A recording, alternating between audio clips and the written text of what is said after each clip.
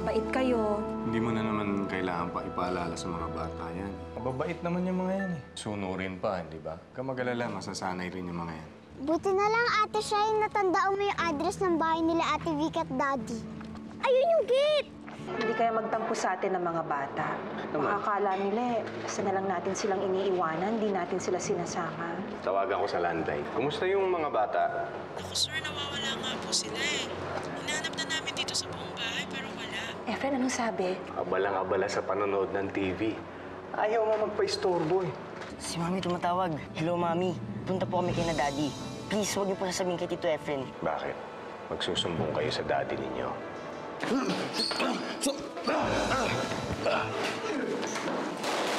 Dito po nakatira yung daddy ko. Malang itong bilis na ito. At saka pare-parehas yung entrance, kaya nagkakalito. At tayo mong magagawa. Kailangan na nating umuwi. Gusto mo makita kung paano kung palambutin ang ulo nitong kapatid mo? Faye! Bakit dumudugo ang noo mo? Anak, ano nangyari sa'yo? Ako dadalhin na kita sa ospital. Tayo na! Okay? Mami. Mami, okay lang po ako. Sugat lang naman po to eh. Sigurado ka, ha? Nagulat kasi ako eh. Nakita ko nadulas yata dito, humampas siya dyan. Kaya nga lumapit ako kagad eh para tulungan sila. Baka kailangan natin dalhin sa ospital. Anak, may sakit ka ba? Bakit nahilo ka ba? Bakit ka namang biglang sumubsob dito? Ha? Ako, mabuti pa siguro gamutin ko na yan sa taas. Halika na, punta tayo sa kwarto, ha? Tayo na, dahan-dahan lang. Sige, sige. Susunod na ako doon. Dahan-dahan lang, dahan-dahan. Ha? Sigurado ka ba?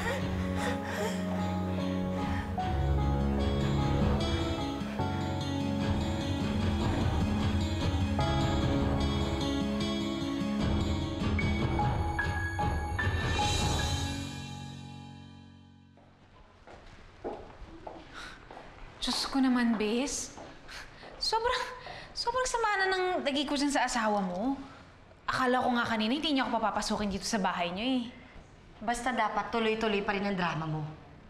At gusto ko, mas kawawa pa ang itsura mo para mas maawa sa'yo si Froilan. Sandali. Nasabi mo na ba sa kanya yung napag-usapan natin? Oo na, sinabi ko na sa kanya na ako nasasama sa'yo sa pagpapa-ultrasound. Tapos may nakausap na rin ako. Siya na daw yung bahalang gumawa ng peking results. Grabe ka.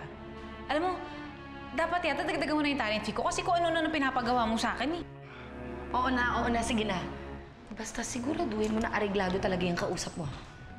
Dahil alam mo naman, ayokong magpa-ultrasound. At baka kung ano pang mangyari kapag mabuking ako ni Froilan. Kung gusto mo, palabasin pa natin na triplets yung laman ng tiyan mo. 3 times nga lang yung bayad. Kahit isa nga lang, okay na ako eh. Ang importante, makumbinsi ko si Froilan na buntis talaga ako. Yun lang muna sa ngayon, yun lang. Habang kinokontak ko pa si Rigor. Ano na nga pala nangyari kay Rigor? Hindi kaya na-salvage na yung lolo mo? Huwag naman sana. Ngayon ko pinakakailangan si Rigor. Ngayon! Halika na nga. Doon na tayo sa taas magkwentuhan.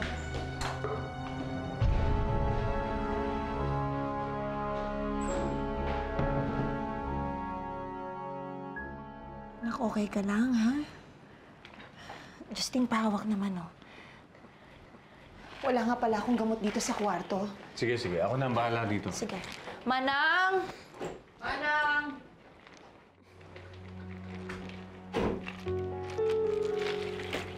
Hoy. Kayong dalawa. Pinabalaan ko kayo, ha? Huwag na huwag kayong magsusumbong sa mami ninyo. Kung ayaw ninyong may mangyaring masama sa inyo at sa mga kapatid ninyo. Tito Efren, hindi po kami magsusumbong. Promise po yun. Sinisigurado ko lang. Hindi po talaga, Tito Efren. Huwag niyo pong saktan yung mga kapatid namin, lalong-lalo na ho si Mami. Wala namang masasaktan eh. Kung wala ngang magsusumbong. Tandaan niyo mabuti yan, ha? Ito na, anak. Okay ka lang, ha?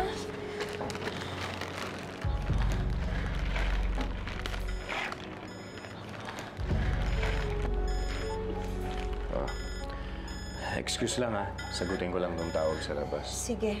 Pero hindi ako lalayo. Diyan lang ako sa may pinto. Excuse.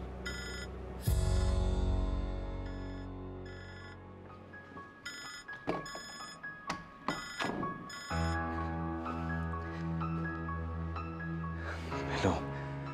Ba't hinayaan ninyo tumakas? Di ba kabilin-bilinan ko? Iligpit nyo na yan. Boss, pasensya na. Papatayin na talaga namin si Rigor. Pero ang bilis ng pangyayari. Natangay pa nga yung motor ni Cardo. Matinik si Rigor, boss. Tanga! Ngayon, papunta na dito ngayon yan.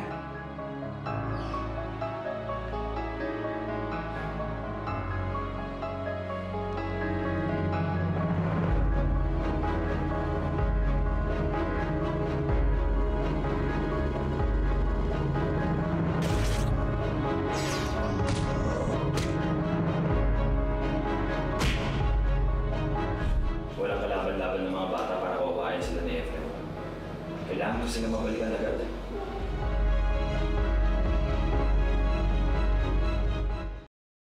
Anak, masakit pa ba? Ha? Okay naman po, Mami. Kaso kumikirot lang po eh. Anak, ano ba nangyari sa'yo? Bakit ka ba nagkaganyan? Ha?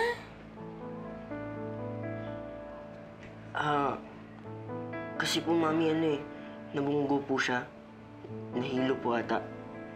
Nabunggo? Eh, ikaw ano naman ang ginagawa mo? Hawak-hawak ka pa nga ni Efren kanina eh. Oo, hawak ko nga siya kasi tinatanong ko kung anong nangyari sa kanilang dalawa. Eh, nagulat ako eh. Biglang nagkaroon ng ano sa ulo. Eh, baka ako kasi naghaharutan sila, hindi nadulas or something, di ba? Alam mo na yung mga bata ngayon, masyadong magaslaw eh. Ay, siya nga pala, Olivia, yung kausap ko kanina, yung tauhan ko dun sa farm. Meron daw konting problema eh. Kinakailangan kong pumunta dun. Kasama ko kayo ng mga bata. Bakit mo pa kami isasama? Eh, pwede naman kami magpaiwan na lang dito. Naku, Olivia, hindi na kasi ako sanay eh. Alam mo na, kapag malayo ako sa inyo, alalahanin ko pa kayo. Baka mamaya may mangyari pang masama sa inyo. Di ba? Isa pa, ito na yung pagkakataon para magkaroon kami ng bonding ng mga kids. Di ba? Eh, pakiramdam ko kasi masyado pa rin malayo yung loob nila sa akin eh. Medyo naiilang pa lang talaga sila sa'yo. Oo nga eh. Pero give them some time. Papalapit din itong mga to sa'yo. Oh, ano mga kids? Fix your things. Sasama tayo sa farm. Okay? Mami, Eh, di ba, narinig niyo naman yung sinabi ng mami ninyo. Masaya dun, enjoy. Kaya mabuti pa mag-prepare na kayo. Handaan niyo na yung mga gamit ninyo. Alis na tayo ngayon din. Ha? See you all later. Sige.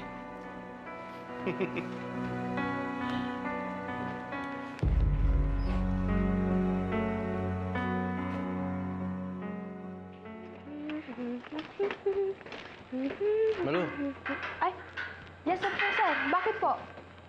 ano ba yung ginagawa mo? Kasi po, pinapatapon na po ito ni Ma'am Vicky eh. Kasi maraming daw alikabok. Teka, mga gamit ni Shine to ah.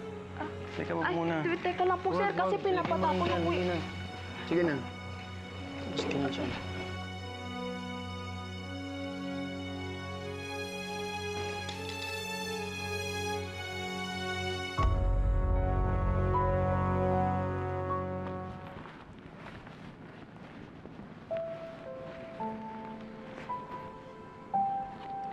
Ayoko nang sumama kay Tito Efren sa farm. Natatakot ako sa kanya. Ang bad-bad niya, sinaktan ka niya, ate.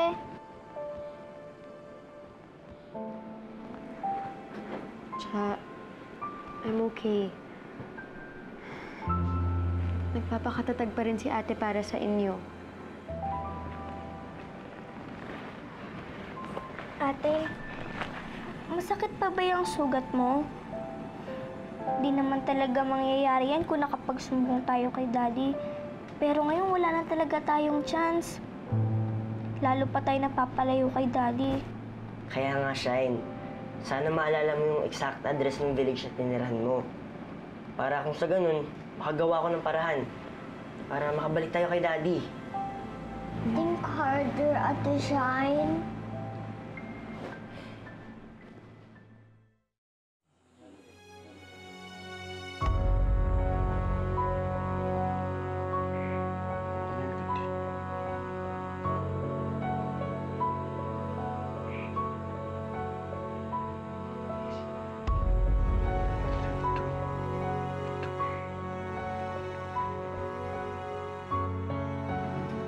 Shine. Shine, sorry kung nararamdaman mong nape-pressure ka namin, ha? Ito na lang kasi yung paraan para matakasan natin si Tito Efren, eh. Sinaktan na niya kaming dalawa ni Kuya. At ayoko mangyari yun sa inyo. Promise, ate. Pipilitin ko talagang maalala yung address para makasama na natin si Daddy. At para hindi na ulit tayo saktan ni Tito Efren. Mananagot niya si Tito Efren sa lahat ng kasamaan niya. Pati si Ate Vicky, malalagot sila. Pare-pareho silang masama. Wala silang awa. Pero kung tutusin niyo, si Ate Vicky ang simula ng lahat ng to.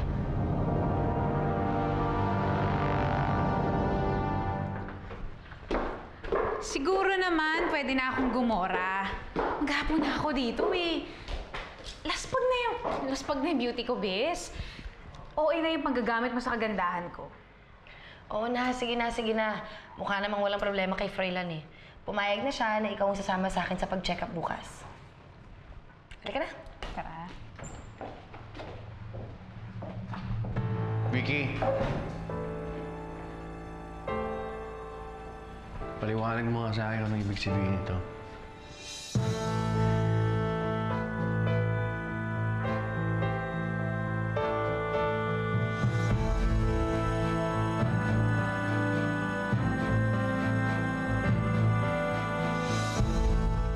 Halika na!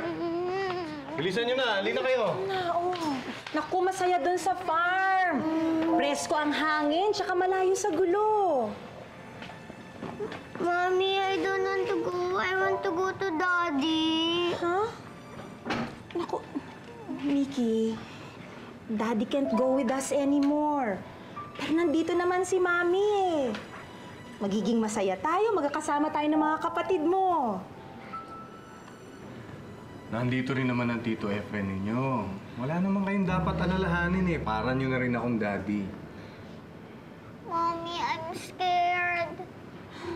Siya, bakit ka naman magiging scared? Bakit ba kayo nakakaramdam ng ganyan? Eh, magbabakasyon lang tayo sa farm. Mommy, bakit ba tayo magbabakasyon? Dito na lang tayo. Mami, do we really have to go? Justine, bakit niyo ba ayaw magbakasyon? Ayaw niyo pumunta sa farm? Mami, wala naman ho. Kasi baka ho atakihin ng allergy si Cha. Oo nga, Mommy, baka magkasakit pa ako doon. Nako kids, alalahanin niyo. Habang nandito ako, hindi ko kayo pababayaan. Malungkot, matakot o magkasakit. Ha? Hindi ko kayo pababayaan. At kahit wala ang daddy niyo, magiging masaya tayo. Ipapromise ko yan. Ha? Sige. Punta ko muna si Lola Lagring, ha? Sige. Oh, para Sige. makalis na rin tayo. Sige. Oo.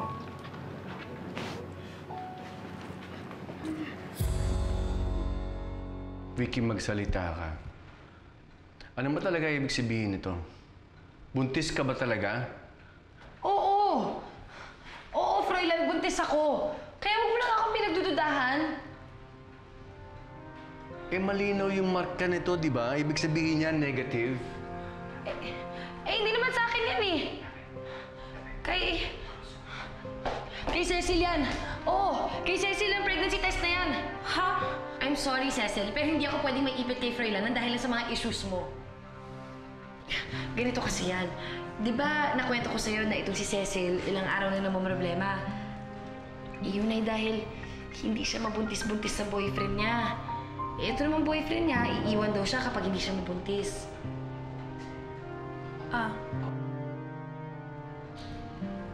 Oo nga. Totoo nga yun eh. Natatakot nga ako kasi baka iwan ako ng jowa ko kasi hindi nga ako mabuntis-buntis. Kawawa si Cecil, no? Mahal na mahal niya kasi yung boyfriend niya eh. Ayaw niya silang magkahiwalay.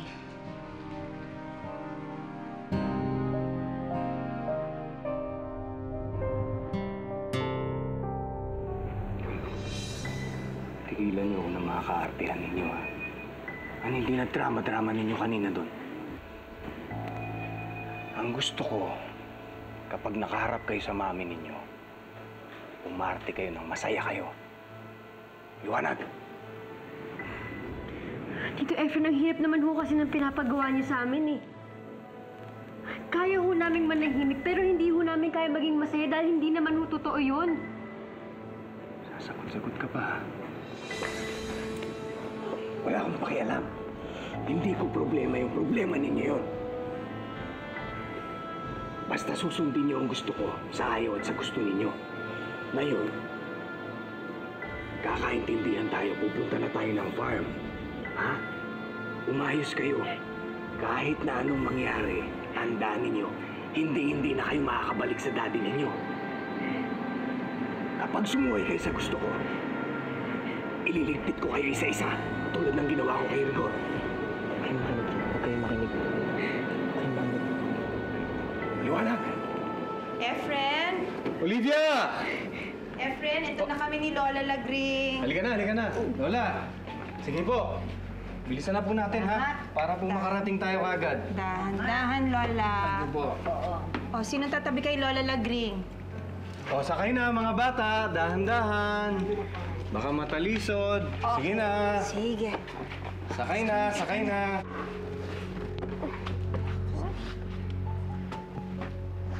Okay, let's go. Oo, sige. Sige. Tulungan na kita. Sige. Thank you. Yeah.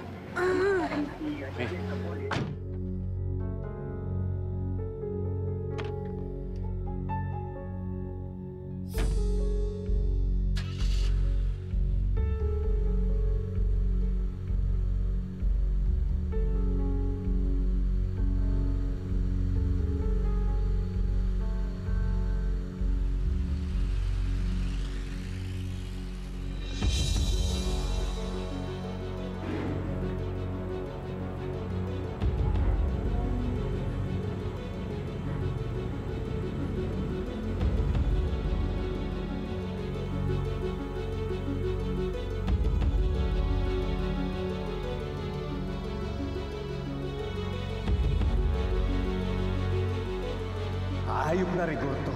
Kahabol agad.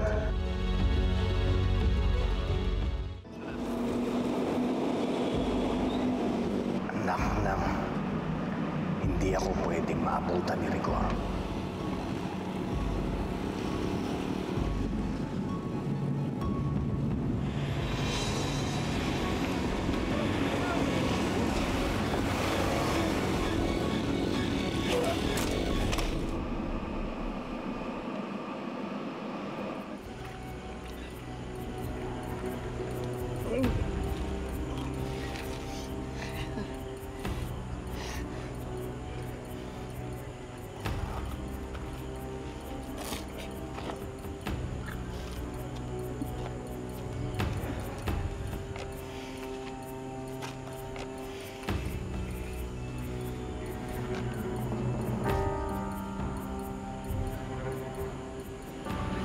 Matatakbuhan.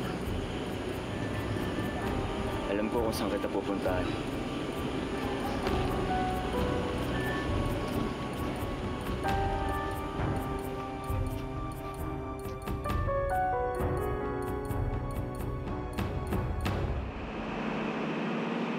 Efren, masyado kaya ata mabilis magpaandar ng sasakyan. Sadya na, Olivia. May nahabol lang kasi ako sa farm. Tatakot ulit itong mga bata. Pwede dahan-dahan muna. Kids, okay ba kayo, ha? Mga bata, abay sagutin yung mami nyo. Eh, bulag nga ako. Pero para naman kayong mga bibi dyan. Oo nga naman, mga bata. Tinatanong kayo ng mami ninyo. Ano? Okay lang ba kayo dyan, ha? Mami, sorry ko kung hindi kami nagsasalita dito, ha? Okay lang naman mo talaga kami. Natatakot kami ni Mickey. Kuya.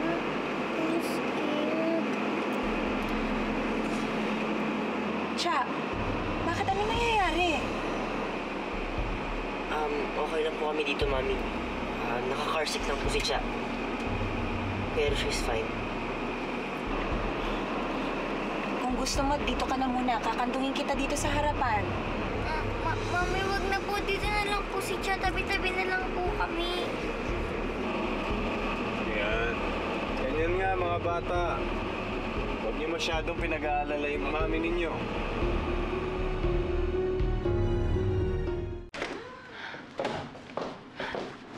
Froilan. Froilan. Huwag mo na sanang isipin yung nangyari, ha? Ang swerte-swerte nga natin na magkaka-baby tayo, eh. Samantalang si Cecil at yung boyfriend niya, hindi sila makabuo.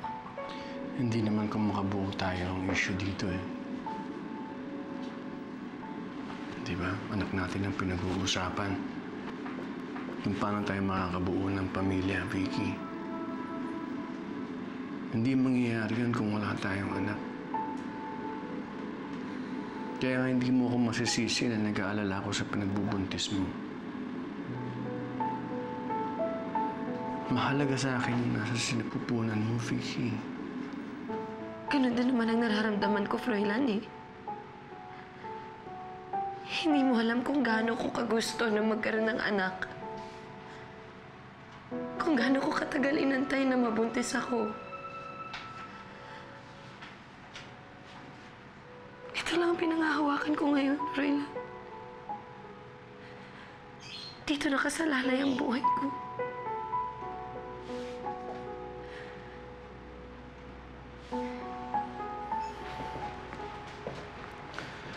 Alam ko naman yun eh, naiintindihan ko naman yan eh. Kaya nga dapat mas alagaan mo yung pinagbubuntis mo. Anak natin yan eh. Ayoko may masamang mangyari sa baby natin. Mas gugustuhin ko nang maglaho sa mundo. Hindi. Hindi ka mawawala sa akin. At sa baby natin. Hindi mangyayari yun. Kaya huwag mo sabihin yan, okay? Hindi mawawala sa'yo ang baby mo. Nandito lang siya. Andyan lang.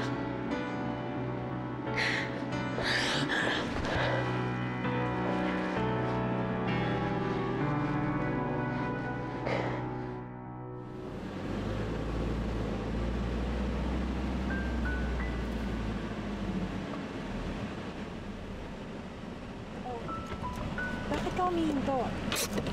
Tatawagan ko lang yun sa farm para mai-ready na nila. Sandali lang, ha?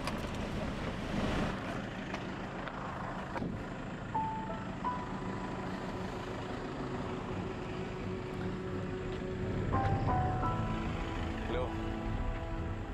Hello? Oo. Yung rigor na yan, hindi talaga siya titigil hanggat hindi niya hahabol yung mga bata. Pati ako kinalaban niya. Kung hindi mo masisindak si Rigor, hahanapin ka niya, isusumbong ka niya kay Olivia. Sa tingin mo ba, hayaan ko mangyari yun? Anong balak mo? Kaya nga kita tinawagan eh. Alam ko na kung saan mahahagilap ang hayop na yun. Yun ang gagawin mo. Dadalhin mo si Rigor sa akin. At sa susunod naming paghaharap, ako na mismo maglilibig sa kanya ng buhay.